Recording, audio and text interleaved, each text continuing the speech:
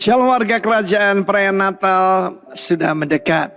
Tetapi perayaan Natal tidak akan terjadi tanpa satu peran penting daripada Yusuf, the son of David, keturunan David, suami daripada Maria. Saudara yang kasih Tuhan, ketika Yusuf bertunangan dengan Maria, ternyata Maria mengandung oleh Roh Kudus. Tidak ada campur tangan manusia di situ. Tetapi saudara tahu hidup ini adalah pilihan, bukan cuma kesempatan. Dan kalau Yusuf tidak jadi menikahi Maria, maka rencana Tuhan akan gagal. Karena yang dilahirkan ini harus menjadi raja keturunan daripada David. Seperti yang Tuhan janjikan. Tapi puji namanya yang mulia, tidak ada rencana Tuhan yang gagal. Karena dia menemukan seorang hebat seperti Yusuf. Suami dalam perjanjian lama dalam kitab Proverbs, kitab Amsal disebut good man. Jadi setiap kali ada seorang nona bilang, Pak dia itu keren Pak, dia ganteng, dia kaya, dia pelayanan. Saya tanya, is he good? Karena saudaraku paling dasar tuh good man. Kalau bisa dapat gentleman lebih hebat. Lebih baik lagi dapat godly man. Like Joseph. Firman Allah mengatakan Yusuf adalah seorang yang tulus hati. A just man. Dikayos. Righteous.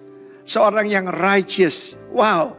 Saya perlu beritahu pada nona-nona yang mendengarkan ini dan orang tua yang cari menantu. Not so many good men around. Tapi Joseph, Tuhan melawat dia lewat mimpi. Dan berkata jangan takut. Kita tahu keputusan yang salah. Kalau kita ngambil karena takut, karena marah, karena cemburu. Saudaraku, saya seorang pria. Dan kita harus tahu bagaimana perasaan seorang pria mendengar tunangannya mengandung. Tetapi kemudian dia ingatkan. Seperti yang dikatakan oleh Nabi Yesaya. Seorang anak darah akan melahirkan seorang bayi. Dan disebut Immanuel. Not only a child but a son. Seorang putra. Yesaya 9. Seorang putra yang berikan buat kita. Dan jangan takut kamu menikahinya. Dan beri dia nama Yeshua. Yesus. Jehovah Savior. Firman Allah berkata dia bangkit. Dia segera mengambil keputusan menikahi Maria. Dan kita lihat di sini. Begitu luar biasa si Joseph ini saudaraku. Karena itu nama Joseph ini luar biasa. Joseph perjanjian nama begini. 2 jempol. Ya. Demikian juga Joseph perjanjian baru. Luar biasa. Firman Allah berkata dia tidak berhubungan dengan Maria sampai dia melahirkan Yesus. Tidak ada campur tangan manusia apapun. Dan satu lagi saya melihat Joseph ini bukan cuma just, bukan cuma tulus hati, bukan cuma dikayos. Tapi punya penguasaan diri yang sangat tinggi. Saudara yang kasih Tuhan, luar biasa. Dan lewat keturunan Yusuf dan Maria, maka yang disebut the brethren of Jesus, saudara-saudara Yesus, mereka adalah hamba-hamba Tuhan. Bahkan saudaraku pilar-pilar dan gereja mula-mula. Ada Yakobus yang menjadi gembala utama ya daripada gereja di Yerusalem. Lalu ada Yudas dan yang lain-lain. Saya saudaraku yang kasih Tuhan, seperti saya sampaikan 2 minggu yang lalu itu. Bagaimana anak-anak Yusuf dan Maria menjadi berkat. Biarlah keluargamu menjadi berkat. Bangkitlah para Joseph yang ada di sana. Dalam nama dari Tuhan Yesus. Glorify the Lord. Glorify the King. Through your family. And then through the church. God bless you all. Amen. Warga kerajaan Shalom. Saya melihat wajah-wajah yang penuh dengan sukacita. Biasanya menginjak bulan November banyak liburnya begitu ya. Ya bersyukur kepada Tuhan kita sudah masuk penghujung tahun 2022 dan persis 4 minggu lagi memasuki tahun 2023 tanggal 1. Coba kita perhatikan hari-hari yang sudah kita lalui mulai Januari sampai sekarang awal Desember. Saya melihat semua itu berkat kemurahan Tuhan, amin. Kebaikan Tuhan, karena anugerahnya yang besar. Bahkan kalau saya boleh melihat gedung gereja saat ini, sudah bisa dipakai nanti hari Natal. Kita mulai ada gagasan untuk land clearing itu bulan April. Sekarang sudah bisa dipakai sebenarnya. Cuman kurang tamannya saja sama pengaman buat anak-anak. Sekali lagi semua itu berkat kemurahan, kebaikan, dan anugerah dari Tuhan kita Yesus Kristus. Amin. Baik, 2 bulan berturut-turut kita sudah belajar mendengarkan firman Tuhan mengenai glorify the King. Memuliakan Sang Raja, dan Oktober melalui kehidupan pribadi kita, November melalui keluarga. Nah, sekarang bulan Desember kita akan bersama-sama belajar glorify the King through the church. Memuliakan Tuhan melalui gerejanya. Jadi seperti anak tangga, kehidupan pribadi kita kemudian naik lagi memuliakan Sang Raja melalui keluarga kita, dan pada pagi hari ini on the top, kita di paling atas, di step yang paling atas adalah glorify the King through the church. Kita akan membaca satu ayat di dalam Matius 16 ayat 18, terjemahan bahasa Indonesia masa kini. Firman Tuhan berkata, sebab itu ketahuilah, engkau adalah Petrus, batu yang kuat, dan di atas alas batu inilah aku akan membangun gerejaku yang tidak dapat dikalahkan sekalipun oleh maut. Saya mau bertanya, apa itu gereja? Dalam bahasa Greka atau Yunani, gereja itu eklesia. Katakan bersama-sama, eklesia. Eklesia ini bukanlah istilah baru yang tiba-tiba diilhamkan kepada Tuhan kita Yesus Kristus, bukan. Tetapi telah digunakan oleh masyarakat pada masa kerajaan Yunani 400 tahun sebelumnya. Jadi kata eklesia itu bukan kata yang asing bagi mereka. Ketika Yesus mengucapkan eklesia, itu adalah kata yang familiar bagi mereka. Dan istilah eklesia itu oleh kerajaan Yunani dipakai untuk sebuah lembaga atau kelompok manusia atau orang-orang yang dipanggil keluar dari tugas mereka sebagai kesatuan militer, dipanggil keluar dari kesatuan militer, dan kemudian mereka sudah berkarya atau sudah melakukan pelayanan selama 2 tahun di militer, kemudian dijadikan dewan kota untuk mendampingi sang raja di dalam urusan pemerintahan. Itu eklesia. Bisa paham? Eklesia. Dan tugasnya yang penting, eklesia ini adalah mengambil keputusan bersama dengan raja untuk apa? Melaksanakan ekspansi kerajaan, memperluas kerajaan mereka. Itu adalah eklesia. Yesus menyatakan bahwa dia sebagai raja dan dia adalah anak Allah yang hidup. Ia akan mendirikan eklesianya yang jauh lebih hebat dari semua eklesia para raja yang pernah memerintah di atas bumi ini. Aku akan membangun atau mendirikan gerejaku. Eklesianya disebut dengan eklesia Kristus atau gereja. Kalau saya berbicara tentang gereja, gereja itu bukan Sugiarto, Andreas Nova. Amin. Gereja itu sekelompok orang yang dipanggil keluar dari kerajaan kegelapan. Untuk apa? Untuk menjadi tempat kediaman daripada rohnya. Atau menjadi bait Roh Kudus. Setiap kita yang sudah dipanggil dari kerajaan kegelapan dan di dalam hidup kita ada Roh Kudus, saya mau beritahu bahwa ada tugas yang Tuhan berikan kepada kita. Apakah itu? Menghadirkan dan memperluas kerajaan Allah di atas bumi ini. Yang mengerti, yang paham katakan amin. Jadi eklesia adalah kita semua. Yang pertama, glorify the King through me, lewat pribadi saya. Sekarang gereja itu berbicara tentang apa?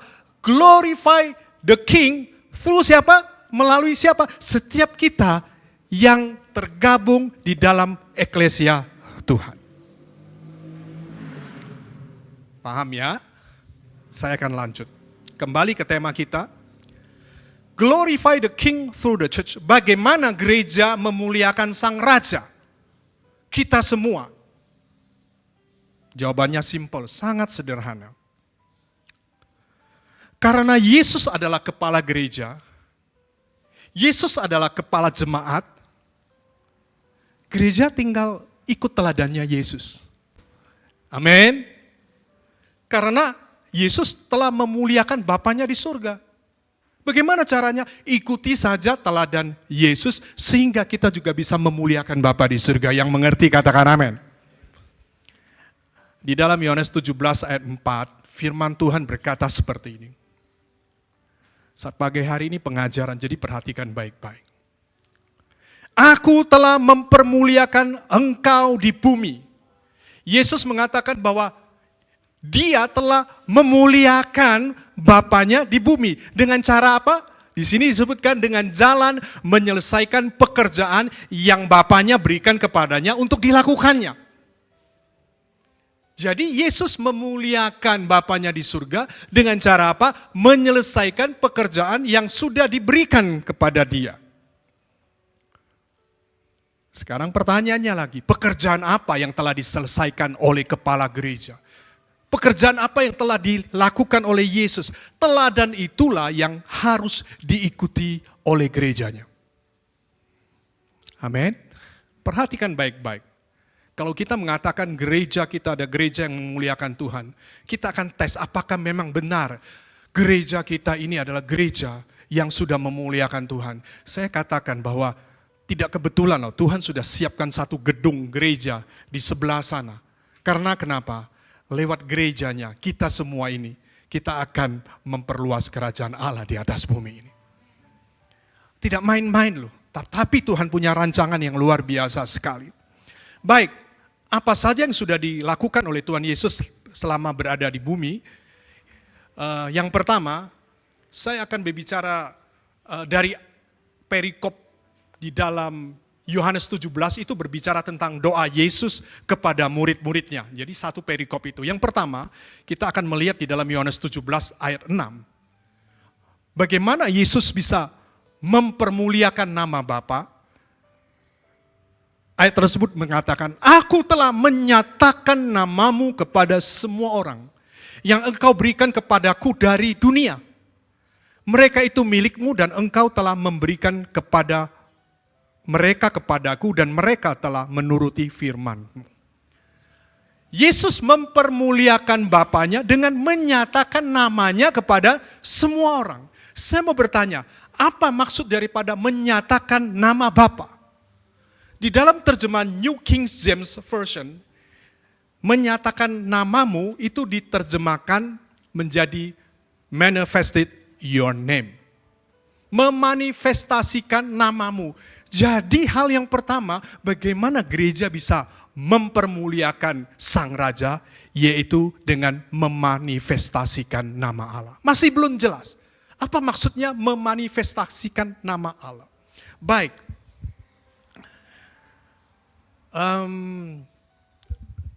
Memanifestasikan itu saya akan berikan sebuah contoh. Di dalam tangan saya, genggaman tangan saya itu ada sesuatu. Kelihatan atau tidak? Tidak. Nyata enggak? Ya, belum nyata. Belum kelihatan toh. Tahu enggak apa yang ada di dalam genggaman saya? Belum tahu toh. Ketika yang tersembunyi, yang tidak terlihat, yang tidak diketahui, kemudian saya buka genggaman tangan saya. Saya buka. Tahu nggak sekarang? Tersembunyi nggak? Sudah tidak tersembunyi. Ini arti daripada manifestasi. Yang dulunya tidak kelihatan, yang tidak diketahui, sekarang ketahuan, kelihatan. Dan orang-orang melihat itu sesuatu yang nyata. Itu namanya manifestasi. Memanifestasikan nama Allah. Artinya apa ya? Setelah saya membaca ayat yang sama di dalam terjemahan The Message Bible, your name itu diterjemahkan sebagai your character. Ternyata memuliakan Tuhan dengan menyatakan namanya, memanifestasikan namanya, memiliki arti bahwa kita harus menyatakan karakter Allah di dalam kehidupan gerejanya. Yang mengerti katakan amin. Kalau kita membaca perikop The Good Samaritan atau orang Samaria yang baik hati,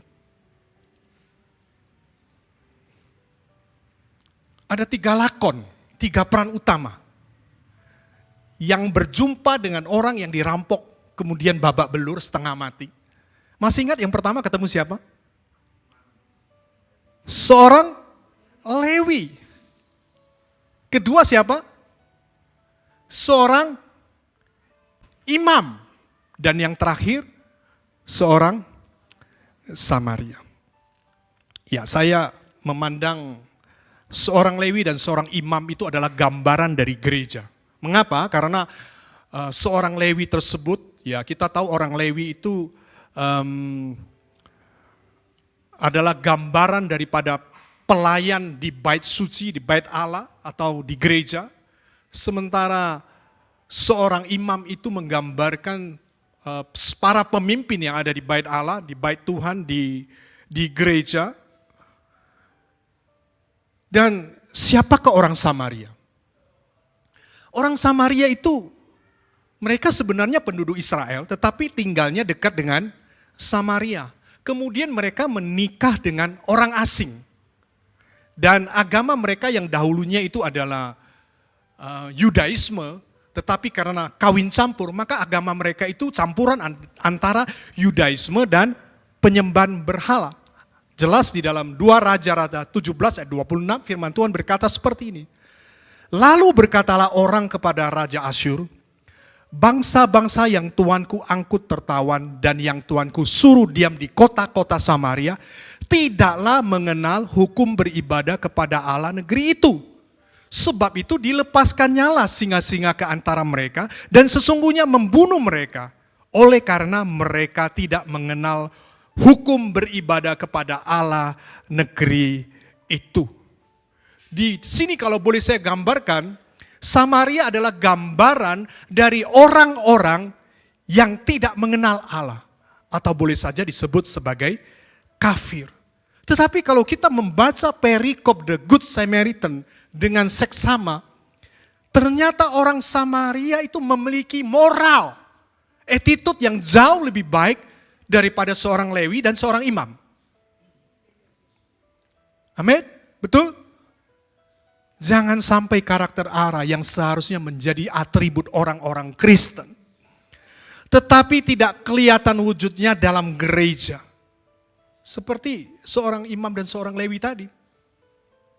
Seharusnya mereka peduli, seharusnya mereka memiliki kasih untuk menolong orang yang memang betul-betul membutuhkan pertolongan. Tetapi ditinggalkannya semua. Ditinggalkannya orang itu. Sementara orang Samaria murah hati. Orang yang tidak mengenal Allah, jauh lebih baik, jauh lebih peduli, miris. Ada seorang penulis yang bernama Dennis J. Dehan, dia adalah keponakan dari pendiri Our Daily Bread, renungan harian, ada radionya juga.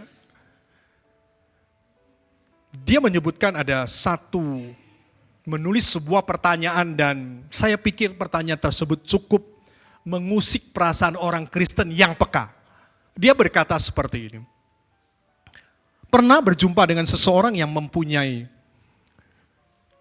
sifat-sifat Kristiani dan Anda menduga dia adalah seorang Kristen, baik, sabar, setia, bertanggung jawab, tutur katanya lembut, sifatnya pokoknya luar biasa dan kita pikir dia orang Kristen. Kemudian dia berkata, but it turned out that in fact he did not know the Savior. Tetapi ternyata faktanya dia nggak mengenal Juru Selamat. Pernah ketemu orang-orang seperti itu? Saya pernah ketemu seperti itu. Orang-orang yang seperti itu. Kadangkala orang yang tidak mengenal Yesus justru dapat memegang standar moral mereka dengan lebih konsisten daripada orang Kristen yang memegang standar Allah. Kalau hal itu terjadi, pasti ada yang salah. Nanti poin kedua, saya akan jelaskan mengapa hal itu bisa terjadi. Sudah ngantuk? Ngantuk ya? Karena ini pengajaran ya, tidak banyak guyonannya. Lanjut. Dalam perjanjian lama ada satu kisah yang sangat menarik. Bagaimana Nabi Yeremia itu berjumpa dengan orang-orang yang tidak mengenal Allah. Tetapi moral mereka itu luar biasa. Mereka itu bangsa pengembara yang hidup secara nomaden. Ya, jadi mereka berpindah dari satu tempat ke tempat lain yang disebut dengan orang-orang Rekab. Walaupun mereka bukan umat pilihan Allah, tetapi Allah memuji mereka. Ya, kita akan membaca di dalam beberapa ayat. Yeremia 35 ayat 5 dan 6. Di sana dikatakan, di depan anggota-anggota kaum orang Rekab itu, aku meletakkan piala-piala penuh anggur dan cawan-cawan. Lalu aku berkata kepada mereka, silakan minum anggur. Nah, ini pernyataan daripada Nabi Yeremia. Ayat yang ke-6, tetapi mereka menjawab, kami tidak minum anggur sebab Yonadab bin Rekab, bapa leluhur kami, telah memberikan perintah kepada kami, katanya, janganlah kamu atau anak-anakmu pun minum anggur sampai selama-lamanya. Orang-orang Rekab, orang yang tidak mengenal Allah, tetapi nenek moyang orang-orang Rekab telah mengajarkan supaya mereka tidak minum anggur. Dan ketika Yeremia menawari mereka anggur, mereka menolaknya. Jangan sampai saat melihat gereja orang berkata bahwa orang-orang Rekab zaman ini moral mereka itu lebih baik daripada kita gereja Tuhan. Miris ya. Jadi pertama, gereja yang memuliakan Tuhan adalah gereja yang memanifestasikan karakter Allah. Amin. Mulai dari siapa? Mulai dari pribadi kita. Kemudian dari keluarga kita. Dan yang terakhir on the top adalah lewat gereja. Gereja yang memuliakan Allah adalah gereja yang memanifestasikan karakter Allah. Apa kunci memanifestasikan karakter Allah? Kita akan masuk poin yang kedua. Kita akan membaca 3 ayat. Ya, baik. Di dalam Yohanes 17 ayat 8a, di sana dikatakan, sebab segala firman yang engkau sampaikan kepadaku, telah kusampaikan kepada mereka, dan mereka telah menerimanya. 17 ayat 6b, mereka itu milikmu dan engkau telah memberikan mereka kepadaku, dan mereka telah menuruti firmanku. Yang pertama apa? Menerima, kedua menuruti. Ini adalah doa daripada Tuhan Yesus. Dan ayat yang selanjutnya, kembali lagi ke 8a, di dalam Yohanes 17, sebab segala firman yang engkau sampaikan kepadaku telah kusampaikan. Gereja yang memuliakan Tuhan adalah gereja yang pertama, menerima, kemudian mereka mentaati atau menuruti firman itu, dan suatu saat mereka akan menyampaikan firman Allah. Itu gereja yang memuliakan Tuhan. Kalau kita memperhatikan di dalam Kisah Para Rasul 17 ayat 11, di sana dikatakan orang-orang Yahudi di kota itu di kota Berea, lebih baik hatinya daripada orang-orang Yahudi di Tesalonika, karena mereka apa? Menerima firman itu dengan segala kerelaan hati, dan setiap hari mereka menyelidiki kitab suci untuk mengetahui apakah semuanya itu benar demikian. Perhatikan, lebih baik hatinya. Gerak-gerak itu lebih baik hatinya. Orang yang menerima firman Tuhan dan kemudian menuruti atau melakukan firman Tuhan, mereka akan menjadi orang yang lebih baik hatinya. Apa sih arti daripada lebih baik hatinya? Ternyata baik hati bahasa aslinya eugenes. Yang pertama, memiliki atau menunjukkan kualitas pribadi yang baik. Mereka yang menerima firman Tuhan, kemudian mereka melakukannya, pasti akan memiliki prinsip dan moral yang tinggi sesuai dengan firman Tuhan. Dan mereka akan menjadi orang-orang yang bijak. Itu eugenes. Orang yang baik hati, kalau kita membaca tanpa menyelidiki, kita nggak akan mengerti. Tetapi saat pagi hari ini kita tahu bahwa bagaimana gereja bisa memanifestasikan, sekali lagi, karakter Allah. Mereka harus menerima dan menuruti firman Tuhan. Yang mengerti katakan amin. Berbeda dengan orang Yahudi di Tesalonika, kalau kita membaca di dalam perikop Kisah Para Rasul itu, orang Yahudi di Tesalonika itu mereka terus-menerus menghalangi pemberitaan Injil.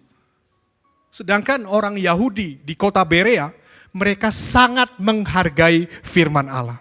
Mereka menerima firman Allah itu dan kemudian mereka menyelidiki Alkitab, kitab suci untuk mengetahui apakah yang disampaikan oleh Paulus itu benar atau tidak. Beda dengan yang di Tesalonika, orang Yahudi di sana. Mereka menolak pemberitaan Paulus karena kenapa? Paulus memberitakan bahwa Mesias yang akan datang atau yang diutusnya itu harus menderita, kemudian harus mati, kemudian bangkit pada hari ketiga. Dan berita tentang kematian Mesias itu tidak bisa diterima oleh mereka, oleh orang-orang Yahudi di Tesalonika. Karena mereka menantikan Mesias yang bisa memulihkan keadaan secara jasmani mereka, baik secara sosial, politik, dan ekonomi. Dan ketika ada hasutan dari orang-orang Yahudi di Tesalonika, maka orang Yahudi Berea itu loh, mereka menghindar dari perselisihan, gak mau berantem sama mereka, menyuruh Paulus, sudah kamu tinggalkan kota Berea, tinggalkan kami gak apa-apa. Dan waktu itu yang tinggal cuma Timotius. Ini membuktikan bahwa mereka adalah orang-orang yang bijak, menghindar dari perselisihan, peka membaca situasi dan kondisi. Apalagi kalau kita membaca perikop itu, perselisihan itu melibatkan siapa? Para penjahat, preman di pasar yang bisa saja membuat kota itu menjadi ribut dan kacau.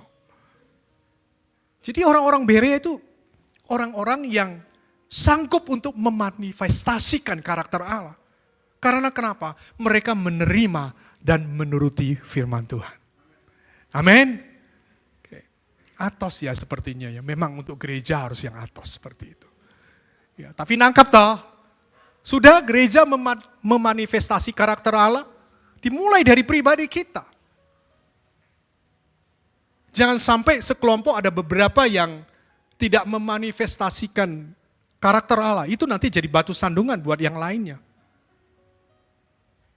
Dengan cara bagaimana mereka bisa memanifestasikan karakter Allah, menuruti firman Allah, menerima dan menuruti, taat kepada apa yang Tuhan kehendaki. Dan yang kedua, sebab segala firman yang engkau sampaikan kepadaku telah kusampaikan. Gereja yang memuliakan Tuhan adalah gereja yang juga memberitakan firman Tuhan. Yesus sendiri sudah berkata bahwa aku telah memberitakan firman-Mu kepada mereka. Ini Yesus lakukan sepanjang pelayanan beliau karena mengabarkan Injil dan memberitakan firman Tuhan, itu pekerjaannya Tuhan Yesus Kristus. Pertanyaan saya saat pagi hari ini, apa yang kita dengar dari mimbar-mimbar hari-hari ini? Apa yang kita dengar? Baik secara onsite maupun online. Walaupun kita tahu bahwa penyampaian firman Tuhan tidak harus di atas mimbar ini, lewat mimbar ini, enggak. Tetapi saya mau bertanya, apa yang kita dengar dari mimbar ini? Apa? Apakah firman Tuhan? Mimbar ini bukan tempat untuk stand up comedy. Saya pernah menghadiri sebuah kebaktian, ayatnya cuma satu. Guyonannya dari awal sampai akhir. Pulang yang saya ingat cuma lelucon-lelucon yang dia sampaikan. Enggak ada firman Tuhan yang saya dapatkan. Guyonan, lelucon tidak akan membuat kita bertumbuh. Amin. Hanya firman Tuhan saja. Enggak ada yang ngomong amin. Mungkin suka lelucon, ya saya tak stand up comedy. Mimbar Tuhan, mimbar gereja bukan untuk kepentingan politik, golongan atau politik praktis, enggak. Mimbar gereja itu bukan tempat bisnis, endorse atau show off. Pakai jas 20 juta, jam tangan 250 juta, kacamata 30 juta, dan bla bla bla bla bla bla. Bukan untuk tempat show off. Mimbar itu bukan tempat meramal. Ada pembicara yang meramal ini dan itu, saya katakan bukan. Kalaupun bernubuat sekalipun itu pun harus diuji, amin. Katanya bernubuat, diuji. Ada yang meramal seperti ini, saya tidak mengatakan itu nubuat. Dia berkata seperti ini. Tanggal sekian, jam sekian, hari sekian, tahun sekian, Tuhan Yesus akan kembali untuk kedua kalinya. Jangan percaya itu sesat. Tidak sesuai firman Tuhan. Yang diberitakan bukan firman Tuhan, tetapi apa? Asumsi pribadi. Kemudian disampaikan kepada jemaat lewat mimbar. Ada lagi seorang pembicara tahun 2021, dia meramal seperti ini. Karena waktu itu lagi pandemi. Dia mengatakan begini. Tahun itu 2021. Tahun 2022 Indonesia akan kehabisan stok makanan. Oleh sebab itu mulai sekarang stok makanan. Sampai ada jemaat telepon saya. Bagaimana itu Pak? Saya mau coba kita pikir. Oke, sekarang kita punya duit misalnya. Satu hari habis berapa kilo? 2 kilo. Oke, 2 kilo kita beli 2 ton. Berarti untuk berapa hari? 1000 hari, 3 tahun. Lah ngepang aja Pak. Betul, keluar pangnya. Indomie sudah expired date. Kalengan. Kecuali pelihara ayam, pelihara bebek. Bertelur, itu pun makanannya dari mana? Belum bahayanya kalau orang-orang tahu kita nyetok makanan, betul? Mereka kelaparan, apa yang mereka lakukan? Ngerampok. Jadi gak perlu takut, tidak usah takut sebab Allah yang memelihara kita. Hati-hati dengan doktrin yang tidak sehat, ramalan, atau sesuatu yang menyimpang. Hati-hati dengan pengajaran di gereja yang onsite maupun online. Jemaat yang dikasih Tuhan, kita harus lebih dewasa lagi. Ditujukan bukan untuk mendidik jemaat agar mengerti dan mempraktekkan firman Tuhan, tapi lewat mimbar ini menakut-nakuti jemaat. Ada yang setelah dengar firman Tuhan tidak sejahtera? Ada. Kita merasa terintimidasi. Kalau terintimidasi karena dosa kita itu baik. Tapi oleh keadaan di sekitar kita, enggak, Tuhan tidak pernah meninggalkan anak-anaknya. Atau sebaliknya, dia cuma bicara segala sesuatu yang menyenangkan telinga jemaat. Tuhan pasti berkati, Tuhan pasti menyembuhkan, Tuhan pasti memulihkan. Iya, tapi bagaimana kalau Tuhan tidak lakukan itu? Ya? Jadi gereja yang memuliakan Tuhan adalah gereja yang menerima, menuruti, dan memberitakan firman Allah. Itu yang kedua. Amin. Memang atos firman Tuhan yang tentang gereja enggak enak. Tetapi bukankah kita gereja dan kita harus mengetahuinya? Yang ketiga. Oh belum. Saya akan sampaikan sesuatu yang menarik pada saat pagi hari ini. Tahun depan, tahun 2023,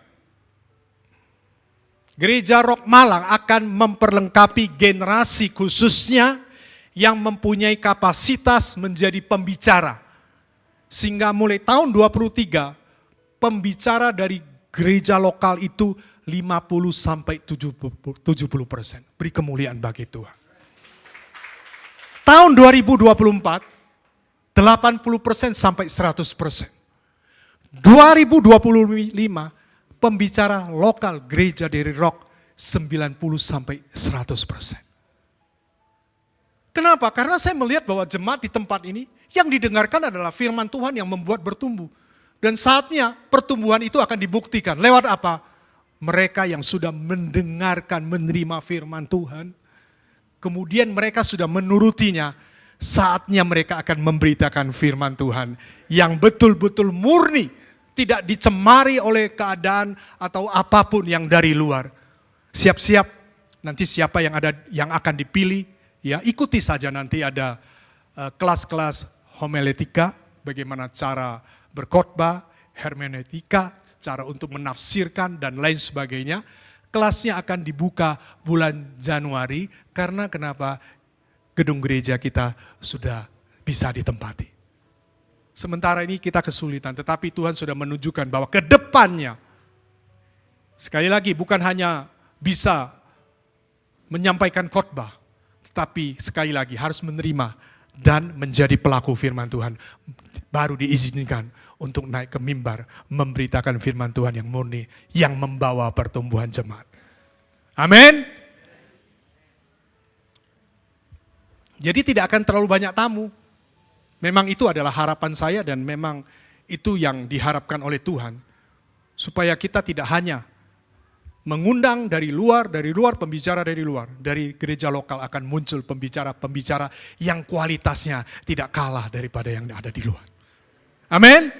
Oke, baik. Tepuk tangan sekali lagi buat Tuhan kita. Yang ketiga, tetap ada di dalam koridor doa Tuhan Yesus. Yohanes 17 ayat 11. Dan aku tidak ada lagi di dalam dunia, tetapi mereka masih ada di dalam dunia, dan aku datang kepadamu, ya Bapa yang kudus, peliharalah mereka dalam namamu, yaitu namamu yang telah engkau berikan kepadaku, supaya mereka menjadi satu sama seperti kita. Hal yang ketiga, memuliakan Tuhan, gereja yang memuliakan Tuhan adalah mereka gereja yang menjadi satu. Kesatuan yang didoakan Yesus itu bukan kesatuan organisasi. Perhatikan baik-baik. Perhatikan statement ini. Karena usaha manusia untuk menciptakan suatu kesatuan buatan. Sekali lagi, kesatuan itu bisa buatan loh ya. Bukan daripada Allah.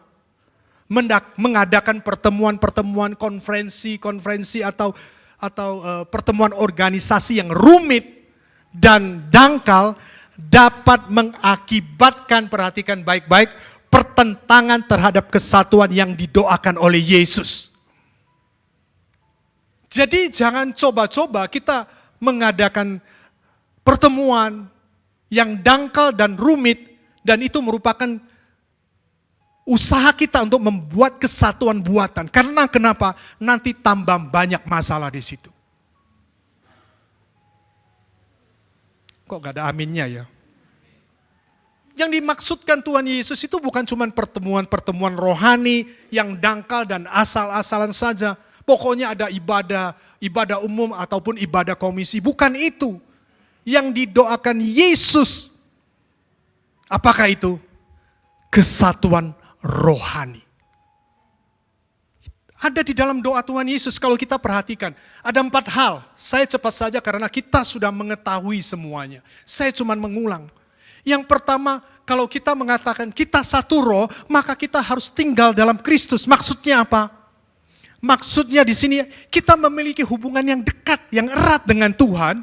Dan kemudian kita betul-betul mengalami kasih Bapa dan memiliki persekutuan dengan Kristus.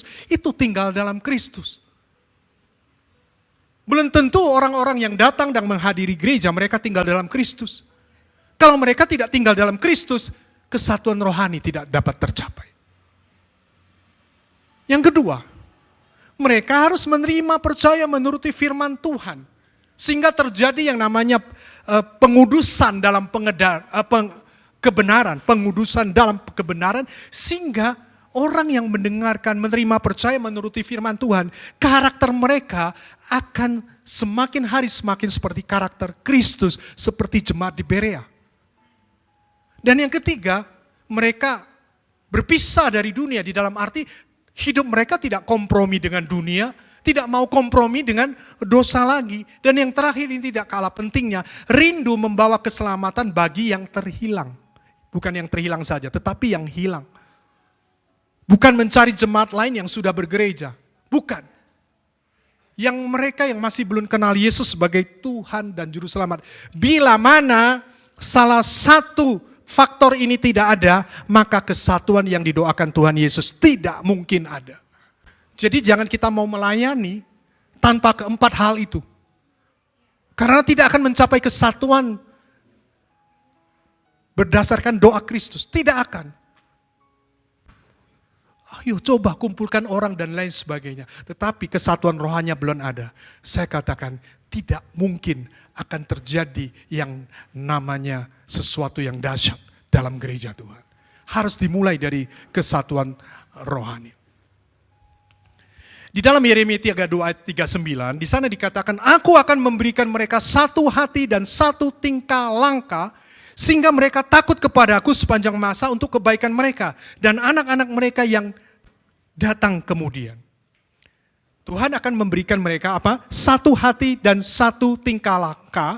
Saya baca di terjemahan bahasa Indonesia sehari-hari, di sana disebutkan satu tujuan hidup. Jadi satu roh, kesatuan roh itu berbicara memiliki satu tujuan hidup. Tujuannya apa? Sudah 4 poin yang sudah saya berikan kepada mereka, kepada kita semua. Pinter khotbah. Pinter khotbah tapi tidak tinggal dalam Kristus. Tidak masuk kategori menjadi satu.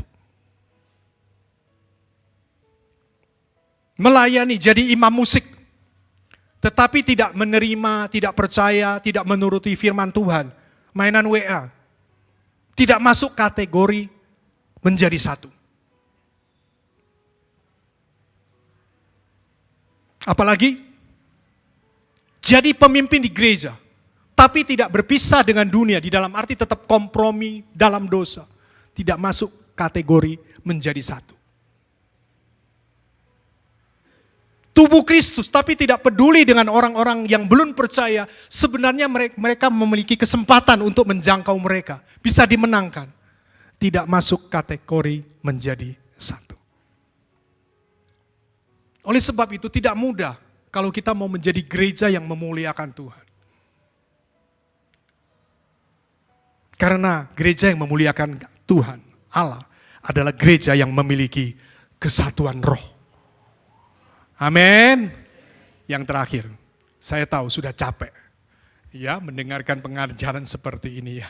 Baik, yang terakhir, sama seperti engkau telah mengutus aku ke dalam dunia, demikian pula aku telah mengutus mereka ke dalam dunia. Yang keempat, gereja yang memuliakan Tuhan adalah gereja yang mau diutus ke dalam dunia. Diutus ke dalam dunia berarti kita bukan dari dunia ini. Yang mengerti katakan amin.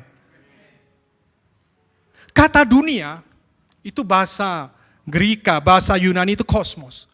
Kosmos itu memiliki arti dunia yang teratur. Tetapi ketika ada manusia pertama jatuh dalam dosa Adam, maka dunia yang teratur itu menjadi dunia yang tidak teratur. Dan di dalam cengkeraman si jahat. Di dunia yang telah tercemar ini, perhatikan, gereja ditempatkan. Amin. Kita ditempatkan di gereja yang tercemar ini. Bila kita tidak sadar bahwa gereja diutus ke dunia ini yang telah tercemar, gereja tidak akan bisa berfungsi dengan baik. Amin. Fungsi apa? Kita tahu tujuan gereja adalah untuk memberitakan Injil, tetapi bukan itu saja. Hal yang kedua yang tidak kalah pentingnya adalah fungsi sosial. Sementara saya melihat banyak orang Kristen yang memahami pengutusan itu hanya sebagai pemberitaan Injil secara verbal, memberikan kesaksian-kesaksian tentang Yesus, tetapi tidak pernah menyentuh aspek sosial dalam kehidupan bermasyarakat. Doa Tuhan Yesus yang terakhir ketika dia mau mengutus murid-muridnya ke dalam dunia Apa yang dia katakan? Ingat, supaya mereka berfungsi sebagai garam dan sebagai terang dunia. Seharusnya fungsi gereja itu seperti itu. Supaya dunia melihat perbuatan gereja dan mereka memuliakan Bapa di surga. Amin. Gereja yang memuliakan Allah adalah gereja yang diutus untuk memberitakan Injil dan melakukan fungsi sosialnya. Amin.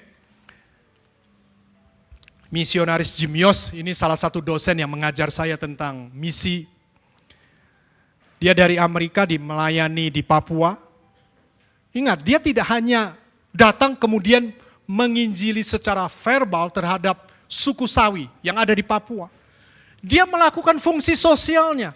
Dia membangun sekolah, membangun klinik-klinik, membangun tempat penampungan orang-orang yang tidak mampu.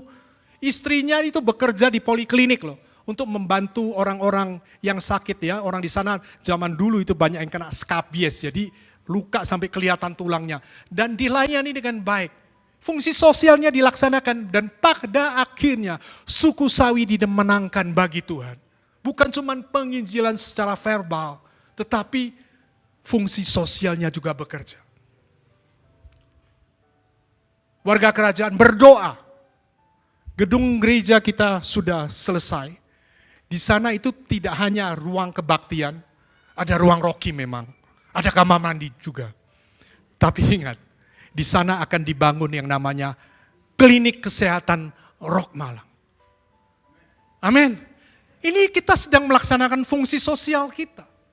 Untuk menjangkau orang-orang yang ada di sekitar kita. Mereka yang membutuhkan pertolongan seperti orang Samaria tadi. Supaya karakter Allah itu terwujud dalam gereja. Kita akan membantu mereka. Siapa tahu di sini ada dokter. Di gereja yang kami kenal, saya dengan Pak Andreas, Pak Sandy pernah ke sana. Ketika mereka membangun klinik, dokter pada datang semua, mereka mau melakukan fungsi sosialnya. Dan kemudian pertama mereka beli obat. Tetapi pada akhirnya ada orang yang memiliki apotek menyuplai obat-obatan yang dibutuhkan. Dan saya katakan ketika kita bergerak untuk melakukan fungsi sosial, nanti Tuhan yang akan menyediakan segala sesuatunya. Amin. Ya, percaya dengan seperti yang sudah saya sampaikan, maka terwujudlah glorify the King through the church. Jadi, konklusi atau kesimpulan pada saat pagi hari ini, kalau kita rindu gereja Rock Malang memuliakan Tuhan, ingat, yang pertama, gereja harus memanifestasikan karakter Allah. Bagaimana gereja bisa memanifestasikan karakter Allah? Maka gereja harus betul-betul menerima, menuruti, dan memberitakan firman Allah. Amin. Dan selanjutnya, kita harus memiliki kesatuan roh. Masih ingat kesatuan roh? Kita sama-sama memiliki hubungan yang erat dengan Tuhan. Kita suka yang namanya firman Tuhan. Kita akan melakukan segala sesuatu sesuai dengan firman Tuhan. Apalagi yang ketiga yang saya sampaikan tadi.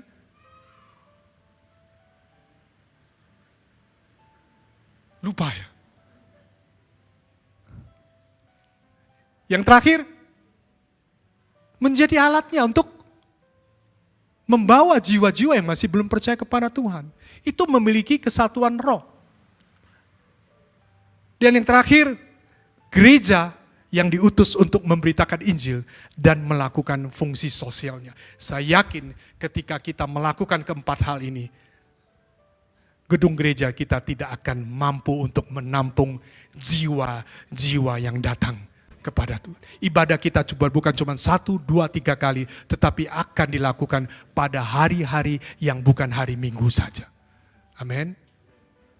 Sekarang tinggal respon kita. Apakah kita mau memuliakan Tuhan melalui gereja Rock Malang? Kalau kita mau, mari kita bangkit berdiri. Saya mengundang bisa